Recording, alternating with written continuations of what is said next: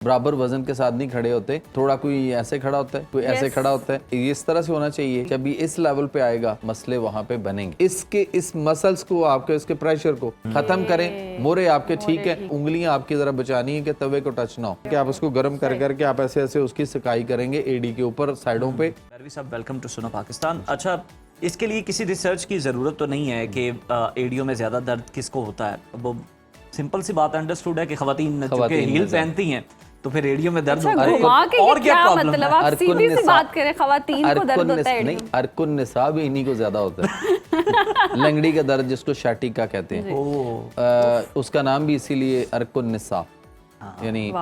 अच्छा, अब बात यह है कि इसकी वजह यह है कि एक तो हमने अपने आप को बैलेंस चलना जो है वो छोड़ दिया हुआ है। इवन दो बैलेंस खड़े होना छोड़ दिया हुआ है। बिल्कुल ठीक है।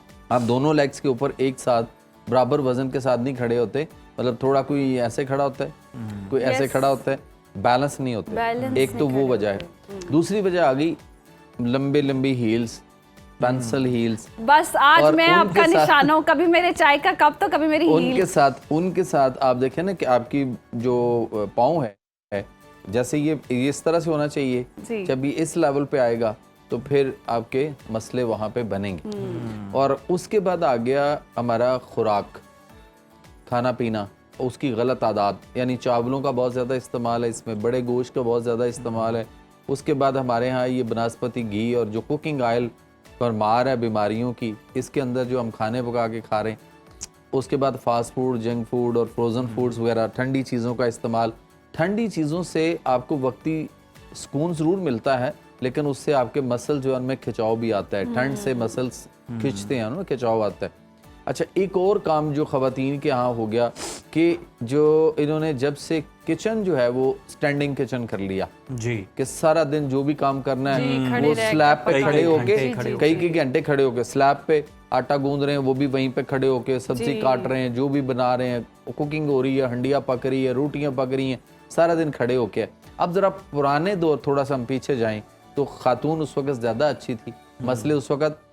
अच्छा, ये देखिएगा कि वो एक एक्सरसाइज भी थी कि हम जब नीचे बैठकर कुकिंग करते थे, आटा गूंदती थी ख़वातीन, उसके साथ आपके घुटनों के मसले जो हैं जो अब आके हुए हैं, ये उस वक्त नहीं थे, जो कि हम घुटनों को पूरा नीचे तक एक्सरसाइज एक हमारी हो रही होती थी। कमर के मोरों के मसाइल जो इस वक्त आ चुके हुए हैं, ये हमारे उस वक्त नहीं थे। तो फिर वही बात मैं करूँगा जो हम अक्सर कहते हैं कि बैक टू द नेचर, फितरत की तरफ वापस जो है ना वो लौटना है, और लौटेंगे, लौटना पड़ेगा।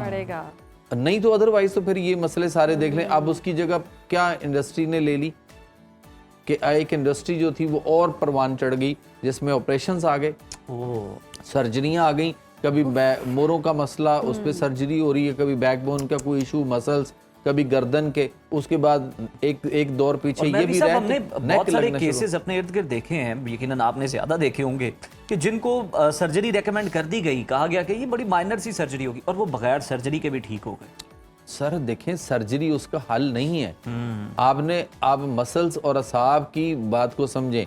ये एक शख्स खड़ा है, ये एक शख्स खड़ा है, अब ये रुकू में जा रहा है, ये और झुक रहा है, ये सजदे में चला गया, ये उठ रहा है, ठीक है। तो ये फर्ज करें कि इसी तरह ही मोरे होते हैं जैसे ये पोर है उंगली के, बिल्कुल। तो अब ये कैसे मूव कर रहे हैं। अब मिसाल के तौर पे मैं आपसे कहूंगा जो मैं कर रहा हूँ, आपने मुझे देख के वैसे ही करना है। कीजिए,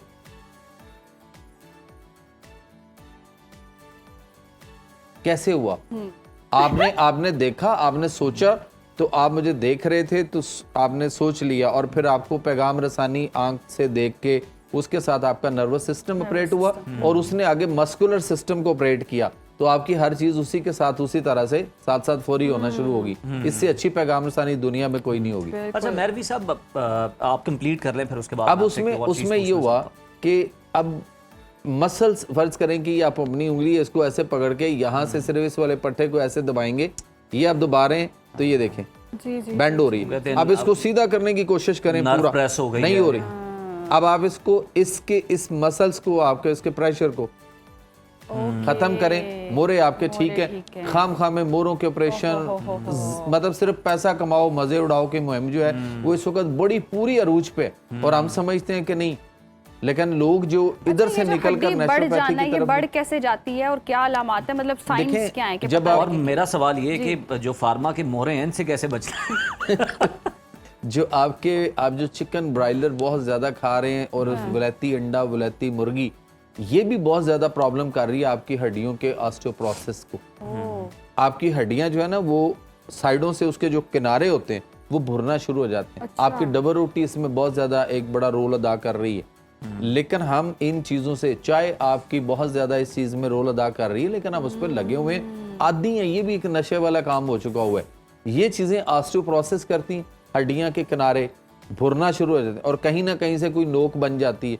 फिर कहा जाता है यहाँ से हड्डी बढ़ गई। अब इसका बेहतरीन हल जो फिलहाल रूटीन में आप घर बैठ के कर सकते हैं, या अपनी एड़ियों को हल्की फुल्की भी दर्द शुरू हो गई है तो उसको मजीद बचाना चाहते हैं, तो लेमन हर घर के अंदर मौजूद है। आप लेमन लें बड़ा सा, थोड़ा उसको दरमियान में से सेंटर में से काट लें, काट के तो आधा जो लीमू है वो आपने ऐसे पकड़ना है और पकड़ के आप उसको, जो घर में तवा होता है जिसमें हम रोटी बनाते हैं, इसको गर्म करके पास रख लें और लीमू को, आधे लीमू को ऐसे पकड़ के पीछे से थोड़ा सा उंगलियां आपकी जरा बचानी है कि तवे को टच ना हो, यूं पकड़ के आप तवे के ऊपर ऐसे करके गर्म करें।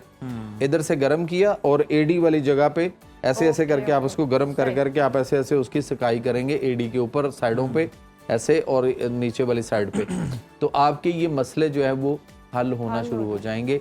लेमन हर घर में मौजूद है और बड़ी इजी अप्रोच में है, हर जगह पे दस्तयाब है। अच्छा मेहरवी साहब, ये भी बता दें कि ये जो सोजिश वगैरह हो जाती है, इन्फ्लेमेशन हो जाती है किसी न किसी हिस्से में पाँव के, तो उसके लिए भी ये कारगर है। और इसके अलावा जो प्लांटर हम देख रहे हैं, फिशियाइटिस, इसकी हम बात कर रहे हैं, ये इटसेल्फ एक बहुत बड़ा मसला है या ये किसी बड़े मसले की इंडिकेशन भी है?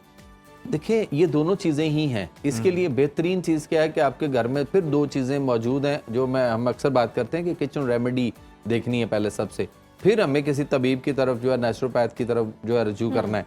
आपके घर में हल्दी मौजूद है, आपके घर में साबुत सूखा धनिया आपको पता है घर में मौजूद होता है। आप 1 चम्मच साबुत सूखा धनिया लें, उसको हथेली पे रखें, ऐसे थोड़ा सा मसल के आप उसको 1.25 गिलास पानी में डाल दें।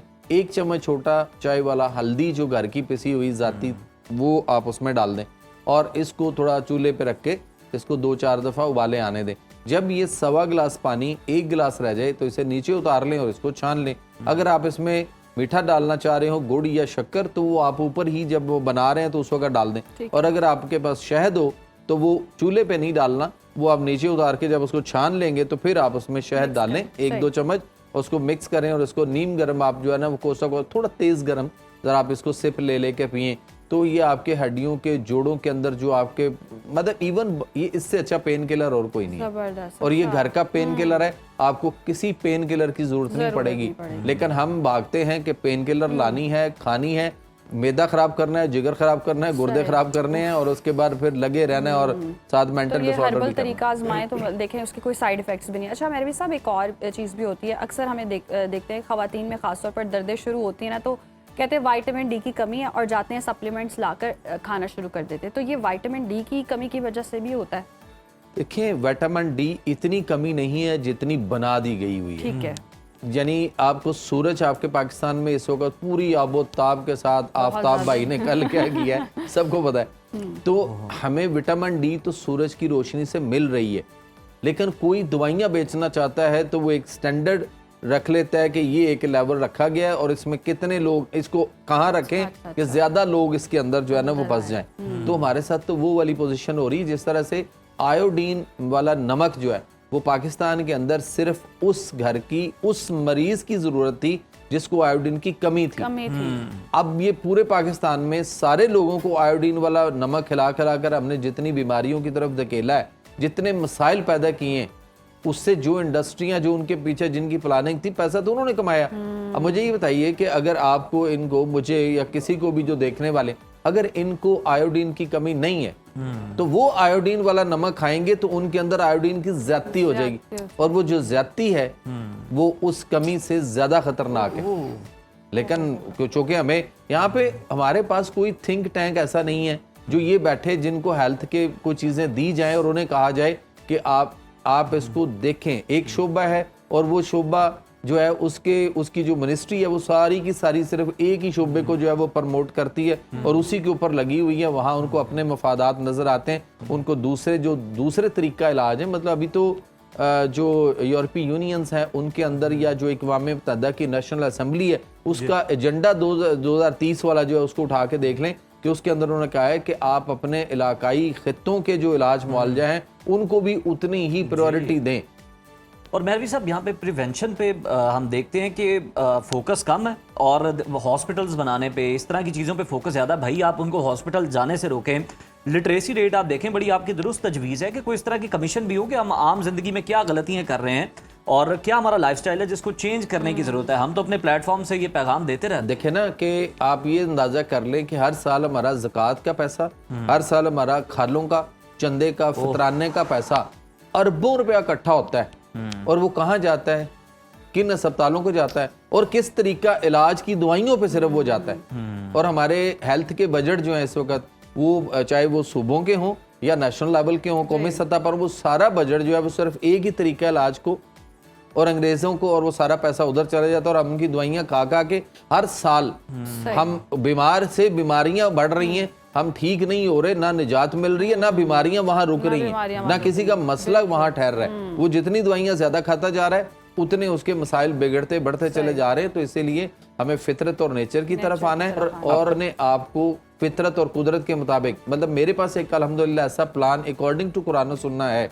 कि अगर हमारी गवर्नमेंट जो है वो चाहे तो मैं जिन चीज़ों को ऑलरेडी मैं वो लेक्चर कंडक्ट करा रहा हूँ मुख्तलिफ जगहों पे, अगर उसको प्रॉपर तरीके से पूरी कौम को वो लेक्चर्स जो है वो दे दिए जाएं और एक साल कौम इस पे अमल करे तो आपके मुल्क का 70% से ज़्यादा बजट जो है वो एक साल में रिड्यूस हो सकता है। लेकिन कोई करना नहीं चाहता या कोई करवाना नहीं चाह रहा, जो कि मफादात कुछ होना बहुत ज़रूरी है। बहुत शुक्रिया मेहरवी साहब आपके वक्त का।